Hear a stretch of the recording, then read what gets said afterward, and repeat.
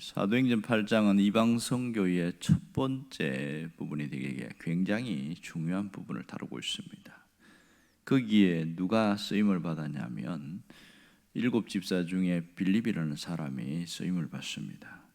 사마리아에 굉장한 부흥운동이 일어났고 이제 빌립의 입장에서 가만히 보면 이렇게 많은 사람들이 있으니까 우리 식으로 하면 교회를 세우고 그들이 갖고 있는 회당 중심으로 하겠지만 말입니다. 그렇게 해서 이제 안정된 생활을 할 수 있는 상황이에요. 빌립은 이제 사마리아에서 정착해서 마지막 여생을 보낼 수 있는 그런 모든 것이 준비되는 과정에 갑자기 성령께서 그를 강력하게 강권해서 광야로 가라 그럽니다. 왜 광야로 가야 하는지, 광야에 가면 누가 있는지 아무것도 알려주지 않습니다. 그냥 가라 이겁니다. 하나님이 하신 일을 보면 가끔 그래요. 보면 하나님이 정확하게 구체적으로 알려주는 게 아니고 그냥 명령만 하실 때가 굉장히 많습니다. 그런데 빌립이 70km를 걸어서 광야 저 가사까지 내려가는데 보통 일이 아니잖아요. 이 광야는 유대 광야라는 얘기를 제가 한 적이 있습니다. 감당하기 어려운 순종인데 왜 그러냐면 광야에서 처음 만난 사람이 랍비가 아니었습니다. 이방인이었고 그것도 흑인이었습니다. 저 사람을 만나서 뭐 어떻게 하라는 건가 답답하지요. 그러니 유대인의 관점에서 보면 상당히 꺼리는 일이고 불편한 일입니다. 이 이방인과는 상종도 하지 않는데 그 사람을 만나서 복음을 전하라고 하는 것 같은데 쉬운 일은 아니라는 것을 알아야 됩니다.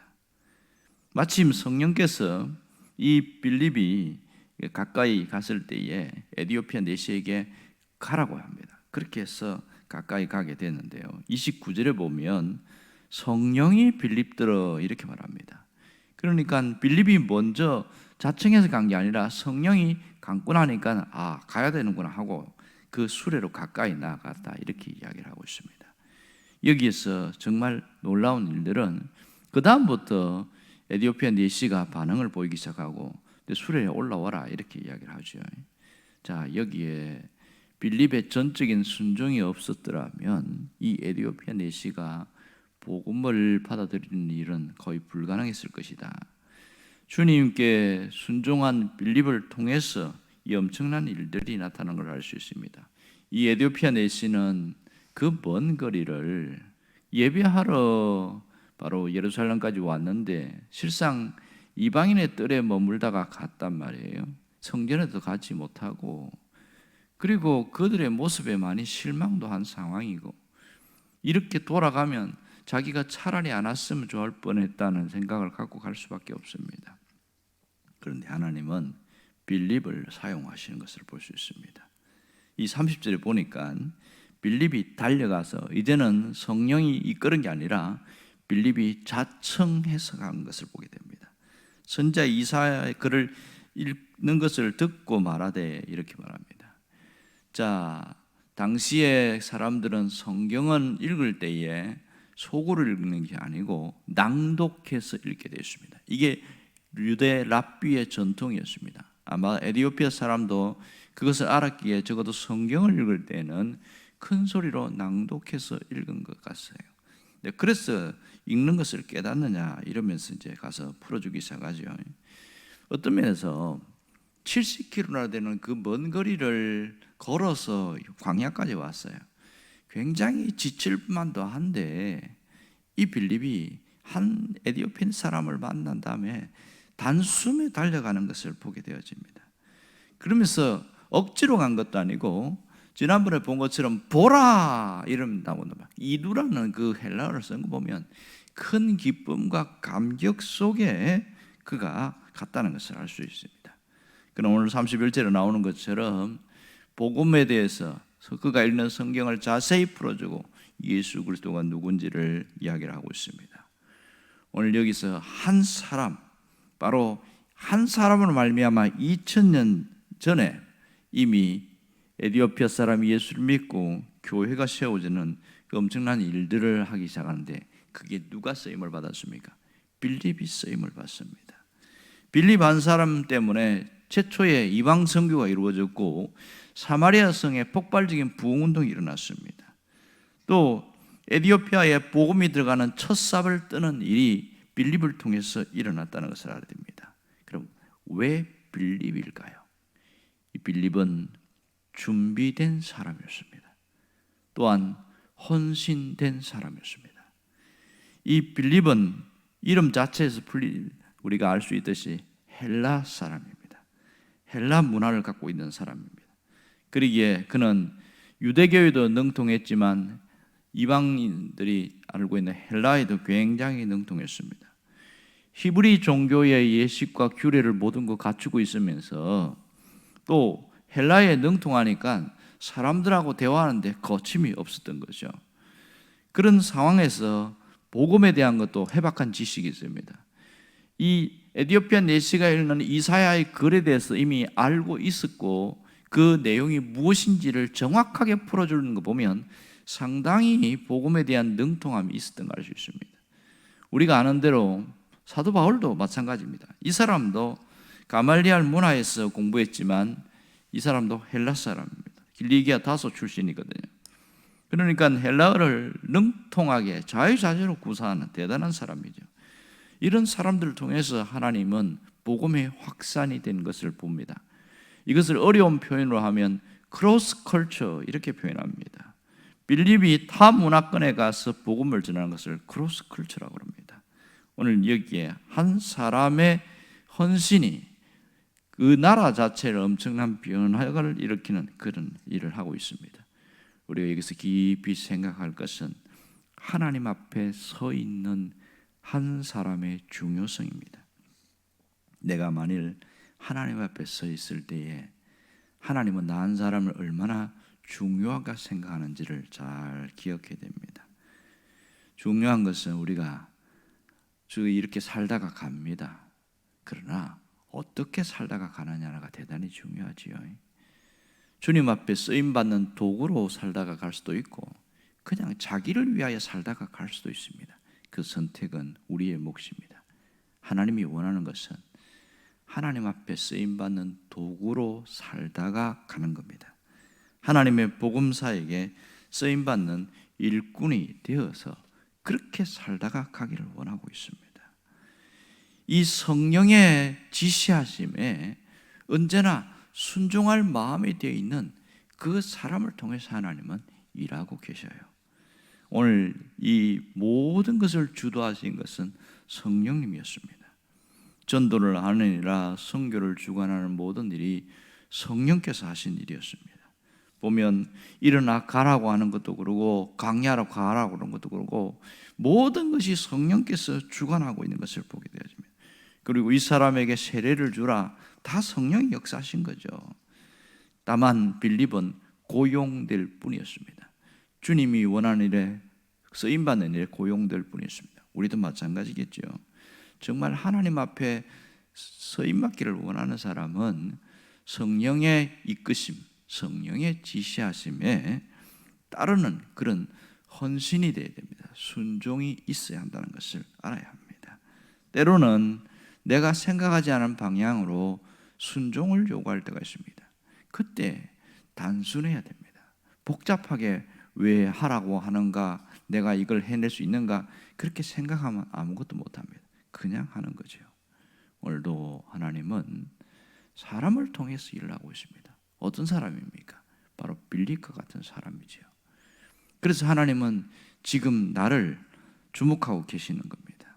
나 한 사람이 주님의 일을 헌신할 때에 하나님은 나를 통해서 하나님의 나라를 세워나가십니다. 내가 살아온 것, 내가 경험한 것, 내가 실수한 것, 이 모든 것을 사용한다는 사실을 알아야 합니다. 그렇다면 내가 해야 될 일은 딱 한 가지입니다. 주여 나를 써주세요. 그 한마디만 하면 됩니다. 그것이 이사야의 결단이었습니다. 이사야 6장에 보면 하나님 앞에 그렇게 결단합니다. 자기의 약점이 있고 실패한 것이 있고 하지만 하나님이 이사야 있는 데서 내가 누구를 보내며 누가 우리를 위하여 갈 것인가 그럴 때에 이사야는 정확하게 합니다. 내가 여기 있나이다. 나를 보내소서. 그때부터 이사야는 엄청나게 쓰임을 받게 되고 부름받는 소명이 그때 이루어지죠. 이 메시아에 대한 예언이나 모든 사역에서 이사야 때문에 이스라엘 나라가 얼마나 평온했는지 몰라요. 우시야 왕 때부터 시작했던 그 이사야의 사역은 오랫동안 펼쳐졌습니다. 하나님은 우리의 장점만 쓰시는 게 아니에요. 우리가 실수한 것, 실패한 것도 그걸 통해서도 일하십니다. 우리의 약점을 통해서도 일한다는 사실을 알아야 합니다. 가령 이런 거죠. 어떤 분은 사업을 하다가 쫄딱 망했어요. 실패를 했어요. 그렇지만은 하나님에 대해서 언제나 마음이 열려 있었어요. 자기가 완전히 실패해가지고 똑똑한 사람인데 창피해가지고 더 이상 교회도 못 가고 그리고 노숙인이 돼버렸어요. 저 서울역과 그 지역을 왔다 갔다 하면서 노숙자 생활하는 거예요. 그럴 수도 있겠지요. 노숙자 생활하면서 자기 가슴에 그래도 교회는 가야 되겠다 해서 거기 노숙인들이 있는 광야 교회가 있어요. 거기서 출석하고 가는데 내가 이리 살면 안 되지. 내가 망해도 그래도 내가 하나님 앞에 부름받아 살아야지. 근데 자기가 똑같은 노숙인들에게 전도를 하는 거예요. 그래서 전도하는데 보니까 자기가 비슷한 사람이야. 이 사람도 사업하다 쫄딱 망했어요. 서로가 통하는 게 있는 거야. 그렇게 해서 쉼터에서 같이 이렇게 왔다 갔다 하고 하다가 이러지 말고 우리가 다시 한번 힘을 내서 한번 해봅시다. 이러면서 노숙인 생활을 청산하고 다시 서로 각자 자기 집으로 가서 자기가 맡은 걸 하는데 이제 서로 이제 아주 친한 친구가 된 거죠. 그런데요, 하나님이 일을 하시려고 하니까 다시 일어날 수 있는 기회를 주셨고 사람을 보내주시고 물질을 보내주셔서요. 기가 막힙니다. 그 노숙인의 경험 때문에 평생 주님을 위해서 하겠다. 그렇게 사는 사람을 봤습니다. 복음에 눈이 뜨면 실패한 것도 하나님이 그걸 사용하시더라고요. 어떤 분은 30대 후반에 청산과부가 됐는데 그분이 자식 넷을 키운다고 그렇게 재가를 하지 않은 거예요. 그런데 그렇게 아픔을 가지고 살아온 이 여인이 교회에서 이제 권사님으로 계시는데 나이는 훌쩍 60이 넘었죠. 그런데 어떤 일을 하는지 아세요? 자기처럼 아픔을 갖고 있는 사람 믿으면 이 사람만 가면 다 해결되는 거예요. 목사님이 신방해도 전도사님이 가도 여전사님이 가도 해결이 안 돼. 그 상심하고 아파 있는 사람들. 언젠가 소방관이 불 끄다가 죽고 한 일이 있잖아요. 그렇게 젊은 사람이 죽었는데 애 5살짜리 두고 죽었으니 얼마나 가슴이 아프겠어요. 그 시리에 빠져 있는 그 사람에게 이 60 넘은 권사님이 딱 가서 하루 딱 신방 왔는데 다 해결돼 버렸어요. 뭐 했냐? 가서 부둥켜 안고 펑펑 같이 우는 거예요. 나도 네 마음을 안다. 그러면서 울어버린 거예요. 아무 일도 한 게 없어요.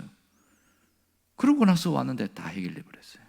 하나님은 우리가 실패한 것, 실수한 것도 다 사용하십니다.